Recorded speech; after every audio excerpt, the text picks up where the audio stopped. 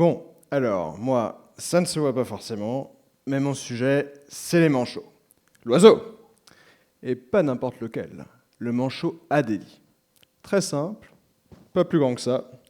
Noir et blanc et une pointe rouge sur le nez. Pour le trouver, je suis allé en terre Adélie, justement. C'est Jules Dumont d'Urville, explorateur français du XIXe siècle, qui a nommé la terre et le manchot en l'honneur de son épouse Adèle. Et aujourd'hui encore, il faut être motivé pour trouver ce fameux manchot. Porte à porte, 24 heures d'avion, 5 jours de bateau, 2 patchs contre mal de mer, avant d'arriver sur la base du Mont d'Urville. C'est le même. Sur place, ma mission, c'est de comprendre comment le stress de l'environnement influence la physiologie et la reproduction des manchots. Et il y a de quoi d'être stressé. Changement rapide de la banquise, météo neigeuse devenant pluvieuse avec des conséquences fatales sur les poussins qui restent humides.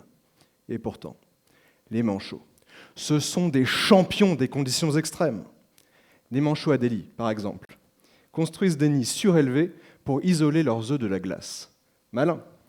Mais avec le changement climatique, on s'attend paradoxalement à davantage de précipitations neigeuses dans la région, et donc à un risque accru d'enneigement des nids.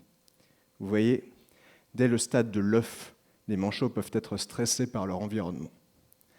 Alors pour comprendre ce stress enduré par les manchots, je ne peux pas les allonger sur un divan et échanger avec eux sur leurs ressentis. Mais il existe d'autres manières de mesurer le stress. Analyser les variations du rythme cardiaque, contrôler le niveau des hormones de stress ou observer le comportement. Mais moi, ce qui m'intéresse, ce sont les télomères. Alors qu'est-ce que c'est qu'un télomère ? C'est simple, c'est l'extrémité des chromosomes. Les chromosomes, c'est ce qui renferme notre ADN, et l'ADN, eh bien, c'est comme un dictionnaire. Certaines pages sont lues et traduites en protéines, mais d'autres ne le sont pas, comme les télomères, qui forment la couverture du dictionnaire. Ils protègent l'extrémité des chromosomes et en limitent l'usure. Mais avec l'âge, les télomères raccourcissent, et le stress peut accélérer ce raccourcissement. Les protections finissent par disparaître, les cellules entrent en mort cellulaire, et c'est tout l'individu qui s'affaiblit. Sur le terrain, j'ai effectué des prises de sang pour comparer les télomères de poussins incubés dans différentes conditions d'enneigement. Ce que je peux vous dire, c'est que les poussins incubés sur neige sont plus petits et leur éclosion est plus tardive. L'analyse de la longueur de leurs télomères au laboratoire me donnera davantage d'informations sur leurs chances de survie à long terme, et donc sur l'impact des précipitations neigeuses sur toute la population de manchots.